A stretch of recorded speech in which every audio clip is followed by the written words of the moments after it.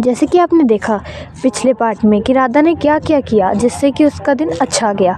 आइए देखते हैं आगे क्या हुआ इस पार्ट में।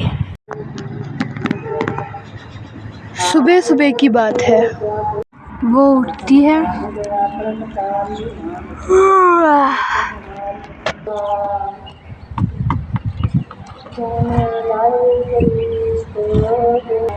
मुंह धोती है और चाय बनाती है।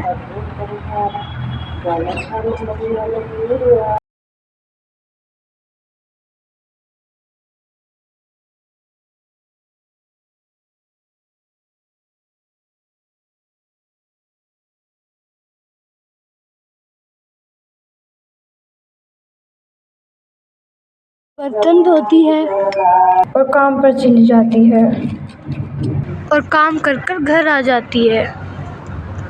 लेकिन जब वो घर आती है तो देखती है कि उसके घर का सारा सामान चोरी हो चुका है।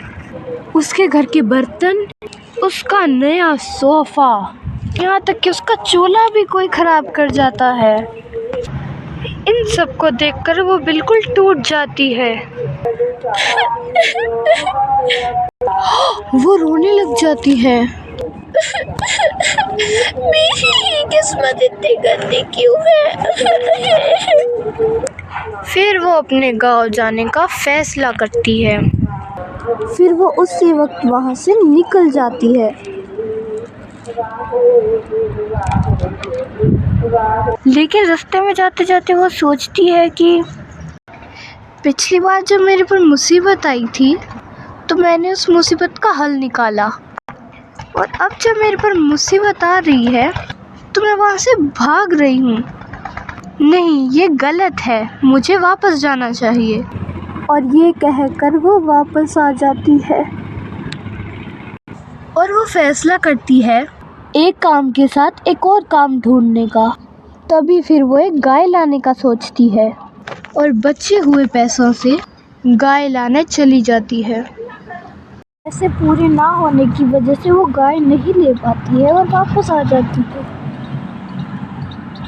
और वो बहुत उदास हो जाती है कि तभी फिर वो सोचती है कि वो किसी चीज़ की दुकान भी तो खोल सकती है। फिर उसे एक आइडिया आता है, अरे मुझे अचार बनाना भी तो आता है, मैं वो बनाकर बेच सकती हूँ। फिर वो बचे हुए पैसों से अपने बर्तन लेकर आती है जिससे कि वो अचार बना पाए। फिर वो बर्तन लेकर आ जाती है और बिना समय गवाए वो अचार बनाना शुरू कर देती है और अपने बनाए हुए अचार को एक डब्बे में डालना शुरू कर देती है और उसे बांधकर और अपने साथ लेकर काम पर चली जाती है।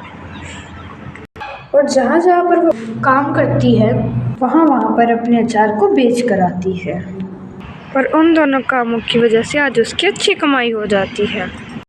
फिर घर आकर वो खाना बनाने लग जाती है।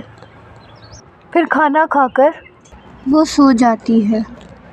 चलो आज तो अच्छी कमाई हो गई, भगवान करे कल भी अच्छी ही हो और आगे से मेरे साथ कोई दिक्कत ना हो, बस चलो सो जाती हूँ।